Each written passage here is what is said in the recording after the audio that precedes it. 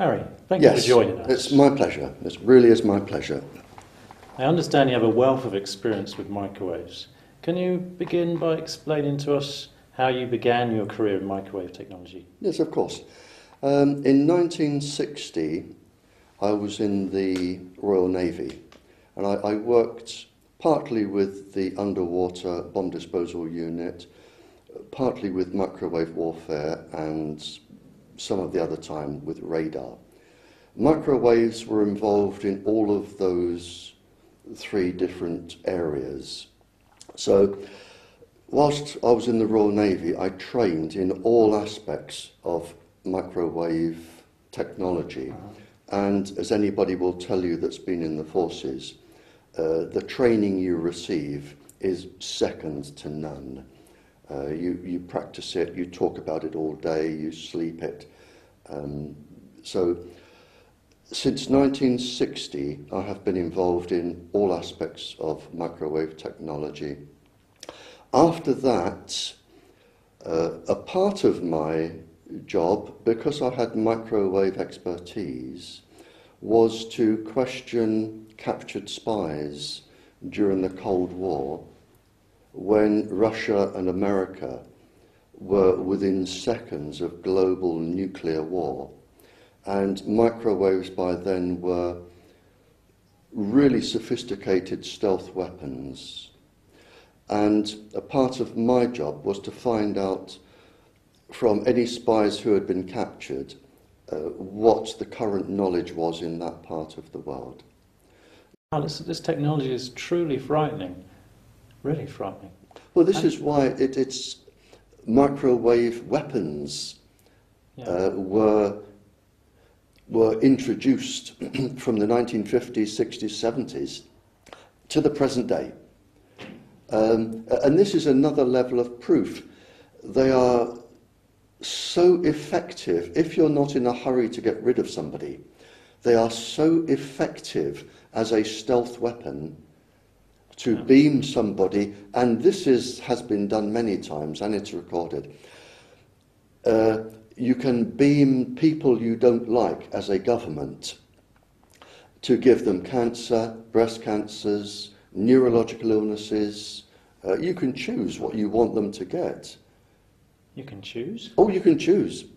You can choose which pulse frequency you want to affect the brain with. You can choose the level of microwave irradiation and the speed that you want them to become ill. Yeah. It really is a perfect stealth weapon. And all you need to do is rent a house opposite someone you want to get rid of, or a group of people you want to get rid of, and just beam them. The most famous case during the Cold War was the Moscow embassy siege, where in Moscow they beamed the entire American embassy and gave them cancer. Did they cause cancers in all the staff, or in a lot of the staff? Or? Most of the staff, most of the children got leukemia, the women developed breast cancer, the gentlemen developed cancers. I think after about 18 months the entire staff was changed, and then the following 18 months the entire staff was changed again. And by that time people realized what was going on, and they found that they were being irradiated by microwaves. And rather than say, oh, isn't this disgusting, what have we sunk to, they thought, isn't this wonderful, let's develop this for ourselves. And governments today are still perfecting microwave warfare. Still to this day they're working on the weaponry? Still to this day, 2010, they are still perfecting the pulse frequencies. It's got very, very sophisticated. The pulse frequencies, how long they can transmit, whether it can be one country to another, bouncing the microwaves off the ionosphere, so you don't even have to be in the same country. Bouncing the microwaves off the ionosphere, a lot of people won't have heard of this technology. You're talking about the HARP. If you have a super transmitter, the microwaves, if you beam them, it's only a simple basic trigonometry. Yeah. But let's say I want to bring economic ruin to a country that grows all of the world's wheat. Right. Okay? All I have to do is beam microwaves up to the ionosphere, which is like an invisible cloud around the planet, an ion cloud around the planet. The microwaves going up at a set angle will reflect off down onto this country. And if I continuously beam the wheat in this field, or the cattle, or the sheep, I can reduce the immune system of the plants so that they won't be healthy and they will die, and I can stunt their growth, and I can bring economic ruin to that country. I can harm all of the animals, the cows, the sheep. It's so easy to do. You only have to push a button, and you can bring economic ruin to a country. Which countries have this technology already available? Is it all the countries in the world, or just a couple of them? It may not be a wise Thing thing to country. say on a live broadcast, but you can take my word for it that I know at least 2 super transmitters in the world that have this capability, and there are probably more in areas that I do not have access to and I cannot go to. But I know there are at least 2. I need to just go back a little bit now. Of course, yeah. Back to your early days in the military. Mm-hmm. This technology was used by the British government. Oh, okay. Sorry, I can see where you're going. It was right, used okay. by the British yeah. government against terrorist We groups. we have 8,300 papers. I have knowledge of 2,300 myself. And what the governments found was that you could induce, by changing the pulse frequency, like Morse code, of the microwaves going into the brain and interfering with the brain.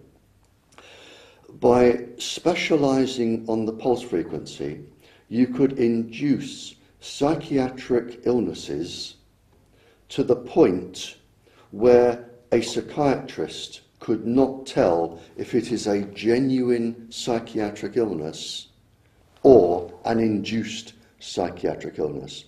So what you can do, theoretically, is you can target an individual's brain. They may have auditory hallucinations where they hear things, which is actually quite common with microwaves, or show signs of schizophrenia. For instance, 6.6 pulses a second can induce severe sexual aggression in men. So you could induce somebody to commit a really horrific sexual rape. So technically what you could do is have somebody committed to a psychiatric hospital or a jail for a crime just by somebody saying that they had a psychiatric problem whereby they didn't. Yeah. There is that. You can target other parts of people's bodies. You can target the heart and cause heart seizures. You can target the lungs and cause bleeding. You can target, if you're clever enough, some of the essential glands in the body that control all of the hormonal systems. So if you have dissidents or people that you don't like as a government, it's very, very easy these days to irradiate them and either have them wind up in jail or in a psychiatric hospital. And of course, there is no come on you. Yeah. Now, these weapons that the governments have and are still using, Are they more powerful than, for example, the Wi-Fi I might have in my front room, or my cordless phone, or a mobile phone transmitter? No, in fact, they're actually, the power is slightly less. Less? The power is slightly less. The difference is, where you might use Wi-Fi, you might go in after work and do a couple of hours and then leave. And the Wi-Fi is going out in all directions. Here, they are targeting you probably with a beam. And it is on you all day. It can follow you everywhere you go, and it can target you when you're asleep as well. So you're really getting a concentrated dose. It's a bit like putting the light on in your house and sitting with a light, or have somebody follow you with a searchlight and beaming the searchlight on you all the time. So there is a difference between that. But in fact, the power can be less.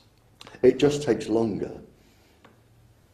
One specific paper from the government that lists all of the illnesses that you can get from microwave sickness, including severe neurological disorders.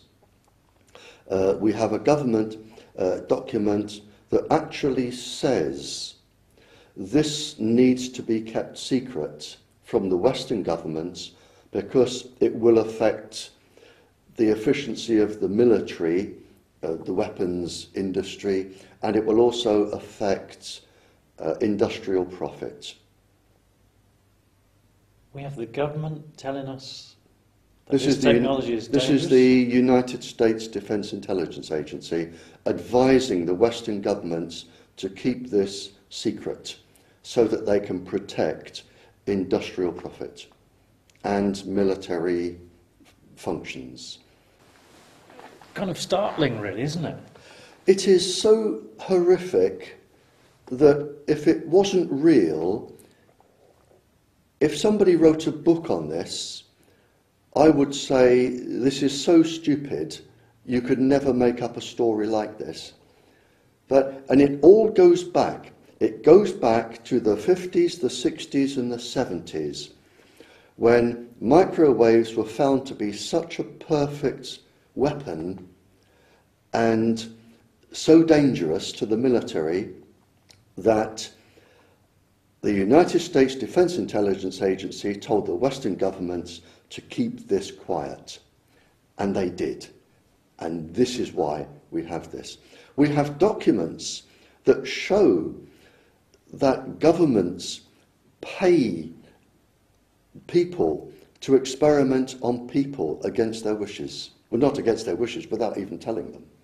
So, and we have all this information going back to 1976. Everything was known by 1976. Everything. We needed no more proof, no more research, nothing was needed in. And we have drawn up in this country, the Nuremberg Treaty. And the Nuremberg Treaty was signed by all of the nations of the world. And it is a very specific treaty. And what it says is that no human being will be experimented upon without his or her consent. And before they give consent, they have the legal right to understand all of the implications, the health problems, the future health problems, and they have the legal capacity to say no. And where this is relevant here is that there is only one exception with the Nuremberg Treaty, and that is a doctor such as yourself may experiment on his or herself only. That is the only exception. It is section 5. So no human being is allowed to be experimented upon